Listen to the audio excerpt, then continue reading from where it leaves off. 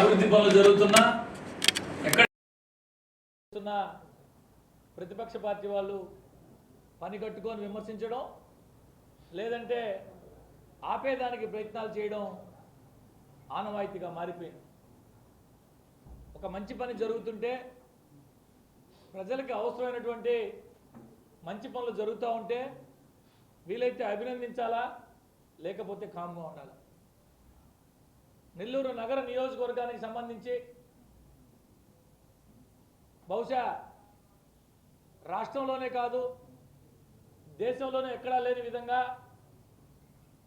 ఒక మహోన్నతమైన ఆశయంతో గౌరవ మంత్రివర్యులు నెల్లూరు నగరం నుంచి ప్రాతినిధ్యం వహిస్తున్నటువంటి నారాయణ సార్ గారు ఒక మహోన్నతమైన ఆశయంతో తాను చదువుకున్నటువంటి పాఠశాలను అభివృద్ధి పరచాలా, గత ప్రభుత్వ హయాంలో దశాబ్దాల చరిత్ర కలిగినటువంటి ఈ స్కూల్ని తిరిగి పునఃప్రారంభించాలా, పేదవాడు తనలాగే ఉన్నతమైన చదువులు చదువుకొని ఉన్నత స్థితికి చేరాలని ఒక మంచి ఆలోచన చేసి దానికోసం అహోనిశలు కష్టపడమే కాకుండా పూర్తి బాధ్యతలు తన కుమార్తె అయినటువంటి పొంగూరు శరణి గారికి అప్పచెప్పి మీరు కూడా అనేక సార్లు ఆ విజిట్ కూడా రావడం జరిగింది. అంతర్జాతీయ ప్రమాణాలతో ఆ స్కూల్ని ప్రారంభించి నెల్లూరులో కడు పేదరికంలో ఉన్నటువంటి పేద పిల్లలకి విద్యని అందిస్తూ ఉంటే దానిని సైతం దుర్మార్గంగా ఆక్షేపణలు చేస్తున్నారు, విమర్శలు చేస్తున్నారు. దాని గురించి కూడా మాకు అయి కావాలా ఈ కావాలా అంటున్నారంటే ఇంతకంటే దుర్మార్గం లేదు. నేను నోటి మాట చెప్పట్లా, ఒక లేఖ రాశారు ఎమ్మెల్సీ గారు. విఆర్ హై స్కూల్కు సంబంధించి ఎమ్మెల్సీ చంద్రశేఖర్ రెడ్డి గారు ఎవరైతే నెల్లూరు నగర నియోజకవర్గ వైఎస్ఆర్ కాంగ్రెస్ పార్టీ ఇన్ఛార్జ్ ఉన్నారో ఆయన ఒక కమిషనర్ గారికి ఒక లేఖ రాశారు. దీన్ని ఏ కంపెనీ పనులు చేసింది, ఆ కంపెనీ వివరాలు, దీనికి బస్సులు ఏ విధంగా పెట్టారు, బస్సులు ఏ విధంగా మెయింటైన్ చేస్తున్నారు, పిల్లలకి టిఫిన్ ఎవరు పెడుతున్నారు, ఎటువంటి ప్రశ్నలు అడిగారో చూడండి. పిల్లలకి టిఫిన్లు ఎవరు పెడుతున్నారు? దయచేసి మీ ద్వారా ప్రజలందరికీ తెలియజేస్తున్నా, అదేవిధంగా ఎమ్మెల్సీ గారికి కూడా చెప్పదలుచుకున్నాం. ఒక మంచి పని చేసేటప్పుడు, మంచి పని జరిగేటప్పుడు వీలైతే వచ్చి అభినందించండి. వద్దు దానివల్ల మీకు ఏమైనా ఇబ్బందులు ఉంటాయనుకుంటే దయచేసి కామ్గా అయినా ఉండండి. ఇది మంచి పద్ధతి కాదు. ఈ విధంగా చేయడం ఇది మంచి పద్ధతి కాదు. మీ ద్వారా అడుగుతున్న చంద్రశేఖర్ రెడ్డి గారిని, మీరు కూడా ఒక విద్యా సంస్థలకి మొన్నటి వరకు కరస్పాండెంట్గా ఉన్నారు, ఈరోజు మీ కుమారుడిని పెట్టున్నారు. ఇదేనా మీరు చేయవలసిన పని అని చెప్పి అడుగుతూ ఉన్నా. దాదాపు 1000 మంది పేద పిల్లలు, తల్లిదండ్రులు లేని పిల్లలు, పేదరికంలో ఉన్న పిల్లలు, మురికివాడల్లో ఉన్న పిల్లలను తీసుకొచ్చి చదివిస్తుంటే అభినందించాల్సింది పోయి ఈ విధంగా చేయడం ఎంతవరకు సమంజసం అని చెప్పి మీ ద్వారా అడుగుతున్నా.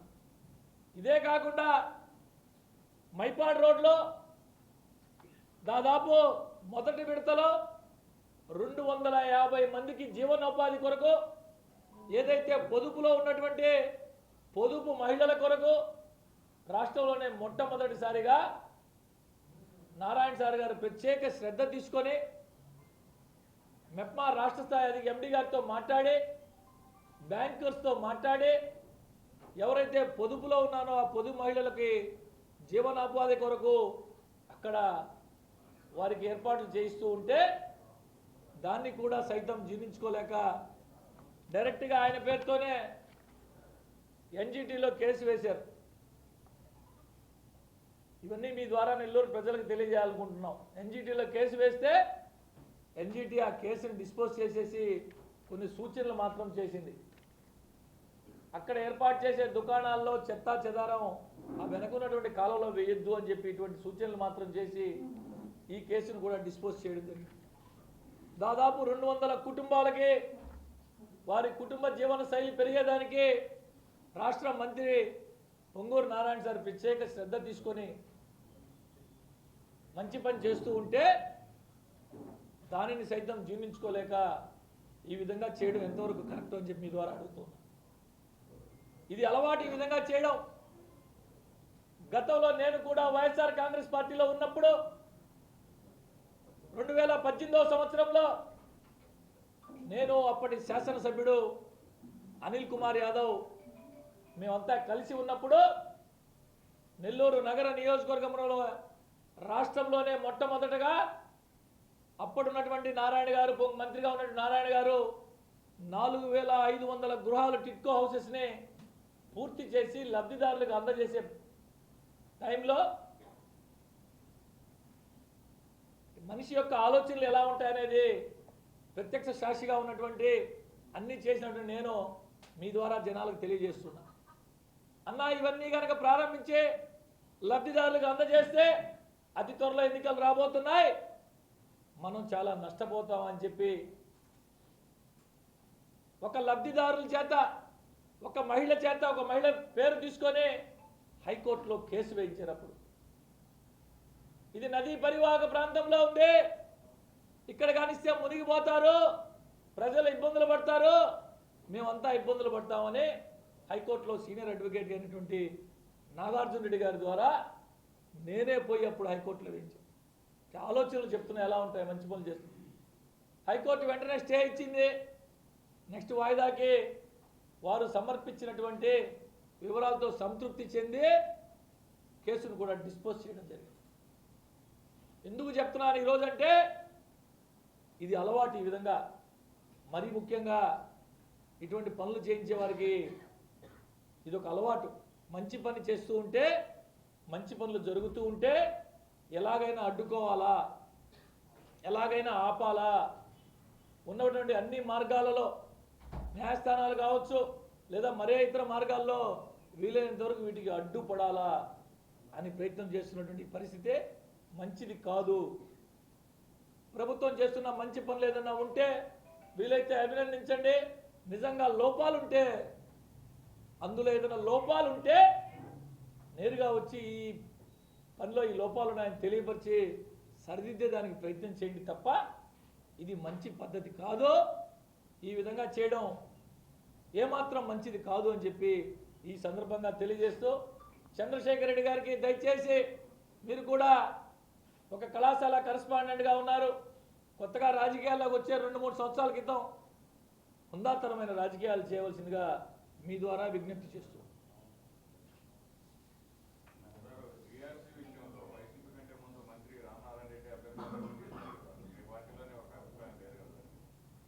రామనాయుడు గారు వారు మాట్లాడింది వారు ఆ కాలేజీకి అనేక సంవత్సరాలుగా వారి పెద్దలందరి కాడి నుంచి ఉంది.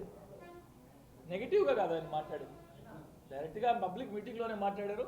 అది పెద్దవాళ్ళ వ్యవహారం. వాళ్ళు దానికి సంబంధించి మంత్రి గారు అక్కడికక్కడే రామనాయుడు గారితో డిస్కస్ చేశారు. లోకేష్ బాబు గారు ముందు జరిగింది, వారు కూడా మాట్లాడారు. అన్నిటి కూడా అక్కడికక్కడే పరిష్కారం కూడా చూపించారు.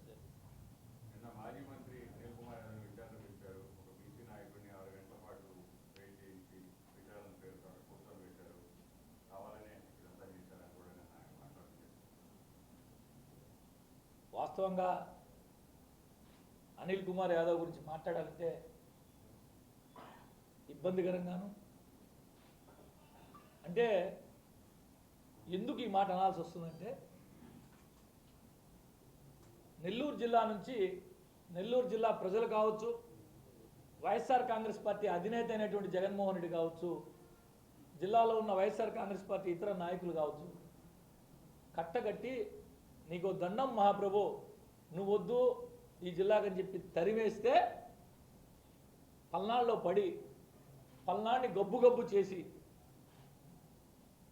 ఎన్నికల్లో ఓటమి తర్వాత సంవత్సరం పాటు అజ్ఞాతవాసంలో ఉండి కార్యకర్త బతుకున్నాడా సచ్చాడా, తన కోసం పనిచేసిన కార్యకర్త ఉన్నాడా సచ్చాడా, ఇబ్బందులో ఉన్నాడే అనేది కూడా లేకుండా వ్యక్తిగత వ్యాపారాలు చేసుకుంటూ తనను గెలిపించిన పార్టీని తన ఉన్నత స్థితికి రావడానికి కారకులైనటువంటి కార్యకర్తల్ని వదిలేసి సంవత్సరం తర్వాత తగుదునమ్మా అంటూ నెల్లూరుకు వచ్చి 4-5 ప్రెస్ కాన్ఫరెన్స్లు మాట్లాడి కొత్తగా ఇప్పుడు బీసీ రాగా వెతుకుంటున్నారు మీరు చెప్పేదాన్ని బట్టి. ఈ సందర్భంగా మీ ద్వారా నేరుగా సూటిగా అనిల్ కుమార్ యాదవ్ కానీ కావచ్చు ఆయనకి మద్దతు తెలిపేవాళ్ళు కాబట్టి ఒక ప్రశ్న వేస్తున్నాం. ఈరోజు గుర్తుకొచ్చారా నీకు బీసీలను అడుగుతా ఉన్నా. నువ్వు ఎమ్మెల్యే టికెట్ వచ్చినా 2009లో, 2014లో నువ్వు శాసనసభ్యుడైనా, 2019లో నువ్వు మంత్రి అయినా అనిల్ కుమార్ యాదవ్ అని ఉండబట్టి అది ఈరోజు గుర్తుకొచ్చిందని కనుగొంటున్నా. నెల్లూరు జిల్లాలో మిగతా బీసీ కులాలు పక్కన పెడితే ఒక్క ఉదాహరణ మీకు చెప్పదలుచుకున్నా మీ ద్వారా నెల్లూరు ప్రజలకి, మరీ ముఖ్యంగా మా బీసీ సోదరులకి. నెల్లూరు జిల్లాలో అయ్యా యాదవులకు ఒక భవనం లేదు, ఒక యాదవ్ భవనం కట్టుకుంటాం పార్టీలకు అతీతంగా అని చెప్పి కుల పెద్దలు అందరూ వచ్చి యాదవ్ పెద్దలు యాదవుల ప్రముఖులందరినీ కలిసి ఒక యాదవ్ భవన్ స్టార్ట్ చేస్తే ₹1 నువ్వేమన్నా నీ ద్వారా ఇచ్చావన్నాడు. ₹1 కనీసం మాట సహాయం చేసావా అని అడుగుతున్నా. ఏమి చేసావు నువ్వు అని అడుగుతున్నా. నీ అవసరాలకు ఇప్పుడు బీసీలు గుర్తుకొచ్చారా? అసలు అతని గురించి మాట్లాడాలంటేనే నేను కూడా చూడడం జరిగింది.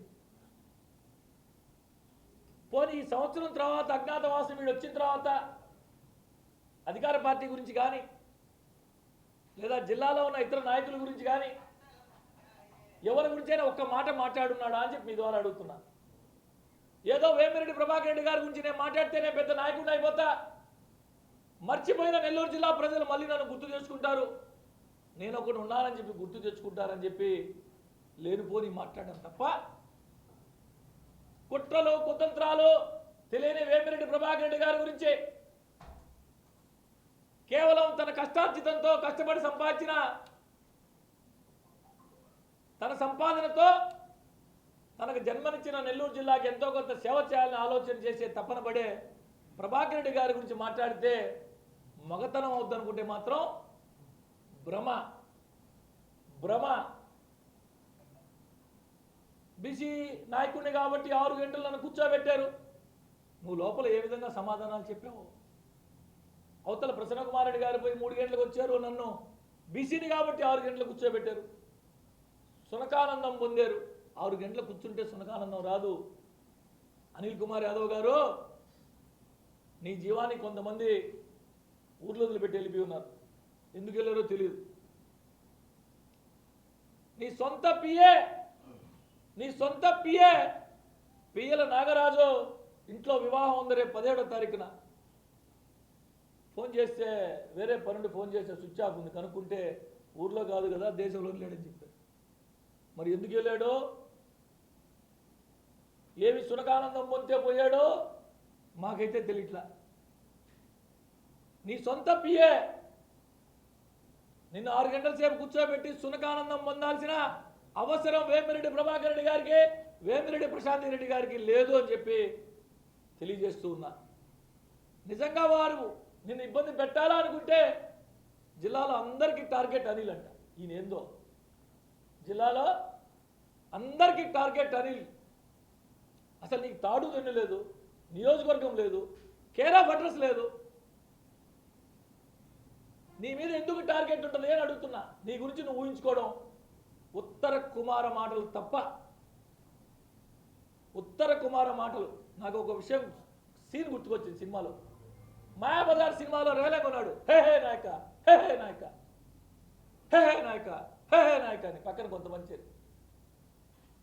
పాపం నేను తయారు చేసిన అనిలేనా ఈ విధంగా ఉండేదని ఒక్కొక్కసారి బాధ కలుగుతుంది. ఒక్కొక్కసారి జాలి వేస్తుంది.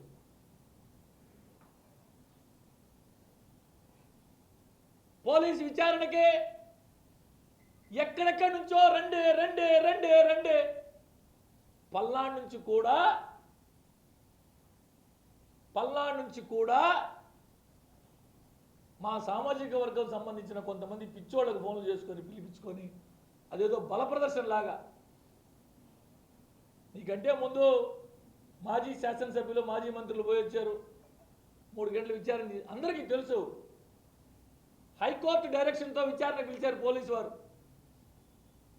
ప్రసన్న కుమార్ రెడ్డి గారు హైకోర్టు ఆశ్రయిస్తే హైకోర్టు చివాట్లు పెట్టి డైరెక్షన్ ఇచ్చింది పోలీసు విచారణకు హాజరు కమ్మని.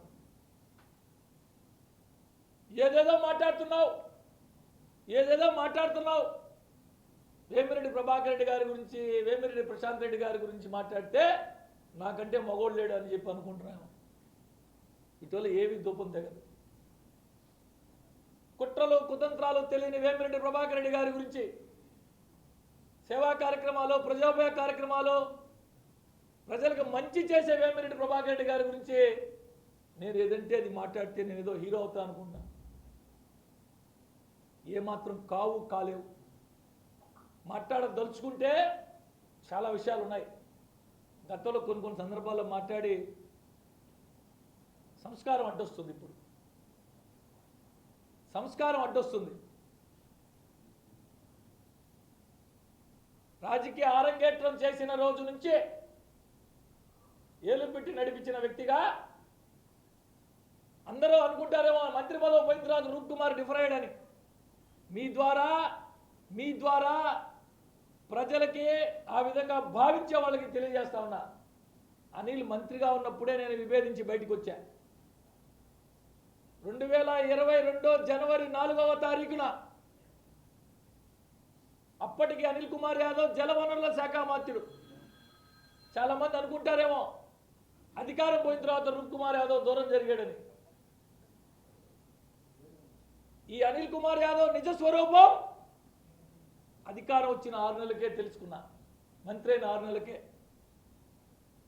సహజంగా నా గురించి నేను గొప్ప అనుకోవచ్చు, ఇంకోవటం మనిషిని పసికట్టడంలో, అంచనా వేయడంలో నేను పెద్ద సంగతి ఫీలింగ్ ఉండేది. పెద్ద సంగతి ఫీలింగ్ ఉండేది. అది తప్పో నిరూపించాడు మా అనిల్ కుమార్ యాదవ్ గారు.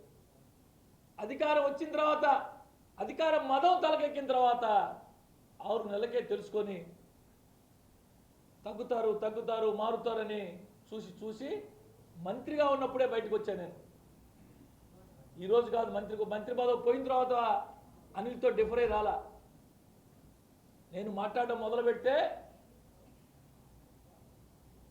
నన్ను అరెస్ట్ చేస్తారు, నన్ను జైలుకు పంపిస్తారు, బీసీ నాయకుడిని టార్గెట్ చేస్తున్నారు. నేరస్తుడికి కులాలు ఉంటాయా? మిమ్మల్ని అడుగుతున్నా, మీ ద్వారా ప్రజలను అడుగుతున్నా. నేరం చేసే ఎవరికైనా నేను బీసీని కాబట్టి నేరం చేయొచ్చు, నేను రెడ్డి గారిని కాబట్టి నేరం చేయకూడదు ఏమైనా ఉంటా? ఈ విధంగా రాజ్యాంగంలో ఏమైనా ఉందా? కొత్తగా ఇప్పుడు బీసీ అనేది తెర మీదకి తీసుకొస్తున్నాడు. ఎవరెవరు అంతరాత్మకు తెలుసు మనం ఏం చేశాం, మన పరిస్థితి ఏందని. అతని వ్యక్తిత్వం గురించి ఒకే ఒక్క మాట చెప్పి ఈ పాత్రికేయుల సమావేశం ముగిస్తా. నిన్న జరిగినటువంటి ఈ నెల 30వ తారీఖున నెల్లూరు నగరానికి జగన్మోహన్ రెడ్డి గారు వచ్చిన సందర్భంలో పాపం నిజంగా తీసుకున్నాడో లేదో మాకు తెలియదు. అందరి దగ్గర, అడిగినోడి దగ్గర, అడగనోడి దగ్గర, తన ఇంటికి వచ్చిన వాళ్ళ దగ్గర, ప్రతి ఒక్కరి దగ్గర జనాలు రారని విజయ్ కుమార్కి 10 లక్షలు డబ్బులు ఇచ్చా, నా వల్ల కాదాయా అంటే Nellore rural YSR Congress party in-charge నా వల్ల కాదు, నేను చేయలేకపోతున్నానని నాకు చెప్తే 10 లక్షల రూపాయల డబ్బులు నేను పంపించా. ఇది నేను చెప్పే మాట కాదు. ఏ అనిల్ కుమార్ యాదవ్ వచ్చినోడు కాడా, రానోడు కాడా, అడగనోడు దగ్గర చెప్తున్నాడు. పాపం ఆ విజయ్ కుమార్ రెడ్డి గారు తీసుకున్నాడో లేదో మాకైతే తెలియదు. 10 లక్షల రూపాయలు ఆన విజయ్ కుమార్ రెడ్డి గారికి ఇచ్చా, 20 లక్షల రూపాయలు నేను ఖర్చు పెట్టా. నేను లేకపోతే జగన్మోహన్ రెడ్డి గారి ప్రోగ్రాం సక్సెస్ అయి ఉండేదే కాదని చెప్పి వచ్చినోళ్ళ దగ్గర రానోళ్ళ దగ్గర చెప్తున్నాడు. దీన్ని బట్టే అతని మానసిక స్థితే, అతని ఆలోచన ఏ విధంగా ఉంటుందో తెలుసుకోమని చెప్తున్నా.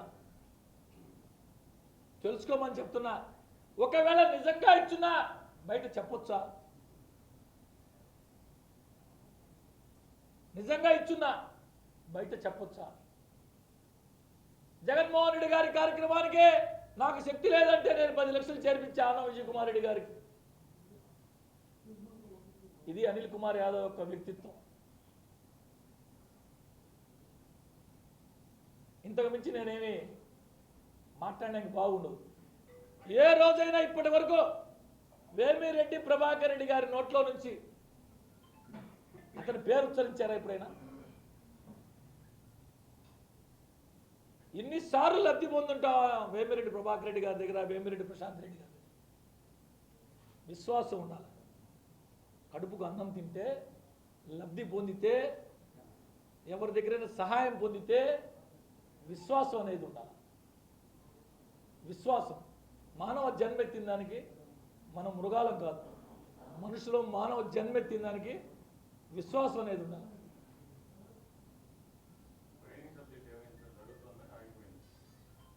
స్పష్టంగా సుస్పష్టంగా వేమిరెడ్డి ప్రభాకర్ రెడ్డి గారు స్వయంగా గత వారం చెప్పారు. ఆరోపణలు చేసేదానికి ఎవరైనా గుటగాజి ముఖానే చేస్తాం. స్వయంగా వేమిరెడ్డి ప్రభాకర్ రెడ్డి గారు చెప్పారు మొన్న. మీ అందరికీ ఇంతకుముందు ఏం చెప్పాడు? ప్రెస్ కాన్ఫరెన్స్ పెట్టి వేరే కంపెనీని ఎక్స్పోర్ట్ చేసేదానికే లేదు, ఓన్లీ ఫినిక్వాడ్స్ ద్వారానే చేయాలా అని చెప్పాడు. మీ అందరికీ కూడా మొన్న అందజేశారు. ఎవరికైనా తెలియకపోతే కావాలంటే ఇప్పుడు నేనైనా అందజేస్తా. 90 మంది ఎక్స్పోర్టర్లు ఎక్స్పోర్ట్ చేశారు. 90 కంపెనీలు. 1 కాదు, 5 కాదు, 10 కాదు, 20 కాదు, 50 కాదు, 90 కంపెనీలు.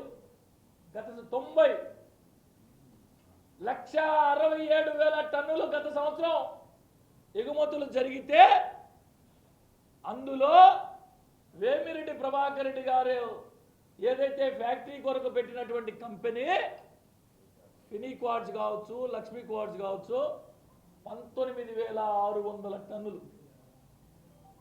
19,600 టన్నులు ఈ సంవత్సర కాలం పాటు. అయినా వేమిరెడ్డి ప్రభాకర్ రెడ్డి గారు మన స్పష్టంగా చెప్పారు, నేనేదో మంచి చేయాలా ఈ ఆలోచనతో భారతదేశంలోనే ఇప్పటి వరకు లేనటువంటి ఈ హై ప్యూరిటీ క్వార్ట్జ్ శాండ్ ఏదైతే సెమీ కండక్టర్లకి, సోలార్ క్రూజబుల్స్కి వాడుతారో, భవిష్యత్ అంతా కూడా, రాబో భవిష్యత్ అంతా కూడా, అది ఆర్టిఫిషియల్ ఇంటెలిజెన్స్ కావచ్చు, రెన్యూవబుల్ ఎనర్జీ కావచ్చు, సోలార్ ఎనర్జీ కావచ్చు, వీటన్నిటికీ కావాల్సినటువంటి ఏదైతే ఈ హై ప్యూరిటీ క్వార్ట్జ్ శాండ్ ఉందో మన దగ్గర దొరికేటటువంటి ముడి సరుకుని చైనా వాళ్ళు తీసుకెళ్ళి అక్కడ శుద్ధి చేసి తిరిగి మనకే అమ్ముతున్నారు. అలా కాకుండా మనమే పెట్టాలా. Make in India, make in India గౌరవ ముఖ్యమంత్రి చంద్రబాబు నాయుడు గారి ఆలోచనల మేరకు 100 కోట్ల వ్యయం చేసి ఆ ఫ్యాక్టరీ తనే పెట్టాలా. ప్రభుత్వ పెద్దల అనుమతితో ఒక మంచి ఫ్యాక్టరీ పెట్టి తద్వారా స్థానిక యువతకి ఉద్యోగ ఉపాధి అవకాశాలు కల్పించాలా, రాష్ట్రానికి రెవెన్యూ జనరేట్ చేయాలా అని ఒక మంచి ఆలోచనతో ఎవరు చేయనటువంటి సాహసం. చైనా వాడి టెక్నాలజీ ఇవ్వడు, ఇప్పటిదాకా లేదు. భారతదేశంలోనే అదాని పెట్ల, రిలయన్స్ అంబానీ పెట్ల, టాటా వాడు పెట్ల, పేరునికి కనుక బహుళ జాతి సంస్థలు ఏది కూడా ఈ high purity quartz sand factory ఈరోజు దాకా పెట్టలేకపోయారంటే చైనా వాడు ఆ టెక్నాలజీని ఇవ్వలేదు. కాబట్టి ఎలాగైనా సరే మన దగ్గర మంచి ముడి సరుకు దొరుకుతుంది, మన జిల్లాలో పెట్టి 10 మందికి ఉపాధి కల్పించాలని మంచి ఆలోచన చేసి 100 కోట్ల వ్యయం పెట్టి చేయాలనుకుంటే అనవసరంగా పనికి మాలిన ఎదవలు, ఎందుకు పనికి రాని ఎదవలు, జిల్లాలో వదిలిపెట్టి పారిపోయిన ఎదవలు, అన్నా ప్రభాకరణ దానం చేయి, అన్నా ప్రభాకరణ మాకు సాయం చేయని చెప్పి ఆ ప్రభాకరణ గుమ్మం దగ్గర అడుక్కు తిన్నటువంటి వెధవలు, అన్నా మాకేదైనా సాయం చేయి, జగనన్నకు చెప్పు, ఆ అన్నకు చెప్పు అని చెప్పిన వెధవలు ఆయన గురించి అవాకులు చవాకులు మాట్లాడుతుంటే సున్నిత మనస్కుడైనటువంటి ప్రభాకర్ రెడ్డి గారు, సున్నిత మనస్కుడైనటువంటి ప్రభాకర్ రెడ్డి గారు నాకెందుకు మీ అందరికీ మీ ద్వారా నెల్లూరు ప్రజలకి తెలియజేస్తున్నా, ప్రభాకర్ రెడ్డి గారి వయసు 69 సంవత్సరాలు. ఆయన మొన్నే చెప్పాడు నా టర్నోవర్ ఎంతో అని. ఆయన సంపాదన, ఆయనకు ఉన్నటువంటి అన్ని మైన్స్, ఆయన మైన్ ఓనర్ కాదు, రైజింగ్ కాంట్రాక్టర్. ఆయన చేతిలో ఉన్న ప్రతి మైన్, దాదాపు ఉన్న అన్ని మైన్లు 20 సంవత్సరాల పైన ఉన్నాయి ఇప్పటి నుంచి, కొన్ని 27 సంవత్సరాలు కూడా ఉన్నాయి. అంటే ఆయన 100 సంవత్సరాలు జీవించిన ఇప్పుడుండే ఆస్తి కాకుండా, ఇప్పుడుండే సంపద కాకుండా ప్రతి నెల ప్రతి సంవత్సరం ఇటువంటి వెధవ వ్యాపారాలు, ఈ పనికిమాలిన కొంతమంది పనికిమాలిన ఎదవలు మాట్లాడినట్టు ఇటువంటి తప్పుడు పనులు చేసి సంపాదించాల్సిన అగత్యం కర్మ వేమిరెడ్డి ప్రభాకర్ రెడ్డి గారికి లేదు. వేమిరెడ్డి ప్రభాకర్ రెడ్డి గారు ఆయన సంపాదించిన సంపాదన జిల్లాలో ఖర్చు పెడుతున్నాడు, దాన్ని కూడా క్రిటిసైజ్ చేస్తున్నాడు.